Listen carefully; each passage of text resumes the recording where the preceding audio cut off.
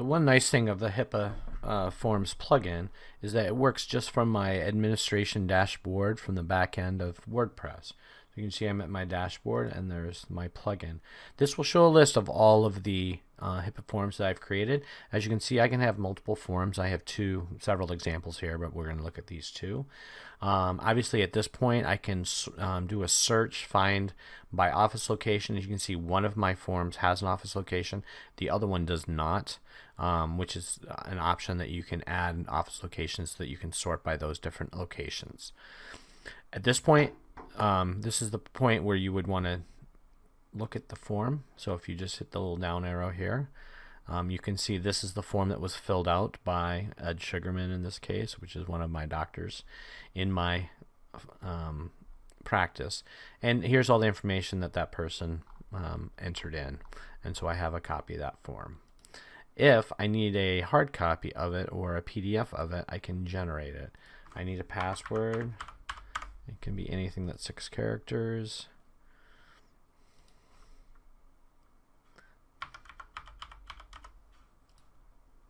So, and you can see the same information, it's just now in a PDF form, that at this point I could save it to an encrypted drive, print it out, whatever may be needed.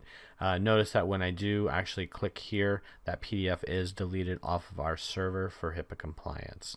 So, as you can see in the back end of WordPress, we will look at the other tabs up here in future videos. In this video, we're going to discuss the back-end settings portion of the HIPAA plugin. Again, we're in our WordPress admin dashboard. We're going to go here. Previous video, we showed how to look at the different forms. In this video, we're going to look at the settings. So within settings, there's 3 settings. The plugin settings. First thing, you need your license key, which when you start your free trial or sign up within HIPAAforms.online, you'll be given this key and you'll need to enter it here. You have a fallback email address that would automatically send emails if there's none in your forms. You have a form builder. Our examples here have been Caldera. We also support Gravity, Time Zone. The HIPAA Forms user role, there's a role, and this allows what capabilities that HIPAA Forms user role would mean. Obviously, an admin role is going to have all of these, but you can set up a HIPAA role, the HIPAA role so that it has certain capabilities.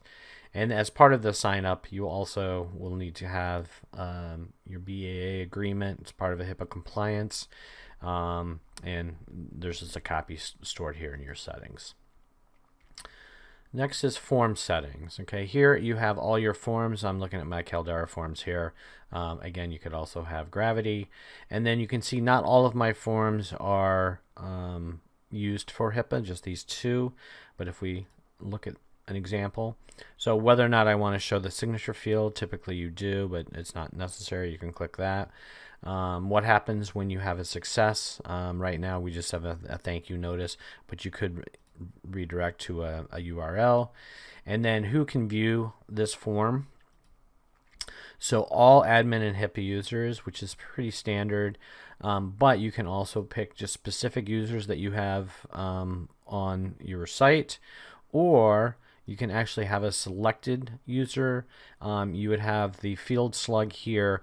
The example of this is if you have an office with Dr. Jones and Dr. Smith, and when people fill out their health form and then they put Dr. Jones, because they're Dr. Jones's patients, Dr. Jones would only be able to see Dr. Jones's patient's information and Dr. Smith patient information.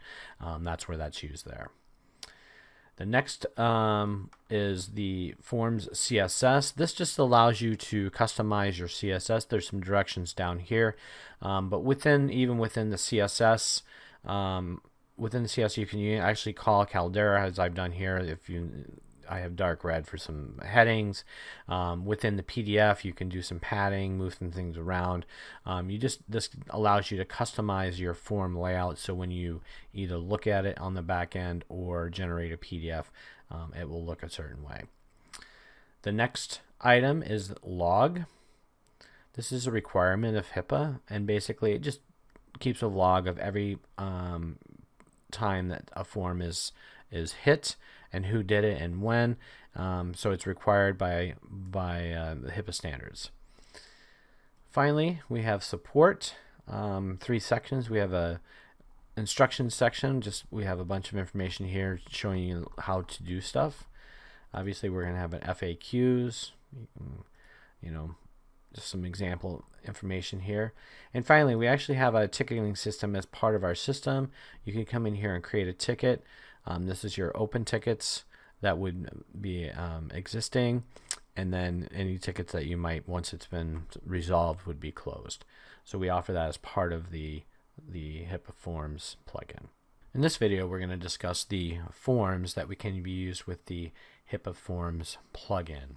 Our example here, we're going to be using Caldera. As you can see, I'm just in my form on my back end in my administration.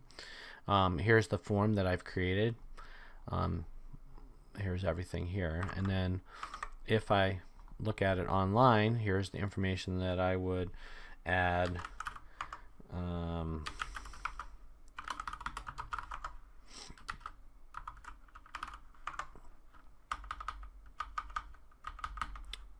So these 4 fields are required on every HIPAA form. First and last name, email address, and contact information. The rest of the form is just a form, and it can do anything that a normal, I have check boxes here I can choose. I have fields here that are dependent. So once I choose diabetes, I can say who had diabetes, or if somebody had cancer, my mom had cancer, I can put that. All this information can be filled out, and as you can see at the bottom here, I do not see the signature field or the agreement field. Those are automatically appended. So as you can see, and then I can do a signature here. If this is a touch screen, obviously I could just touch my screen there, and then I would submit. And once I'm done with that, if I went to go to my HIPAA forms, you'll see that my new form is right here on top, the Dan Smith form I just created right now. I could view it, and you'll see that what I chose, I had the sibling with diabetes, the mom with cancer, all the information is there.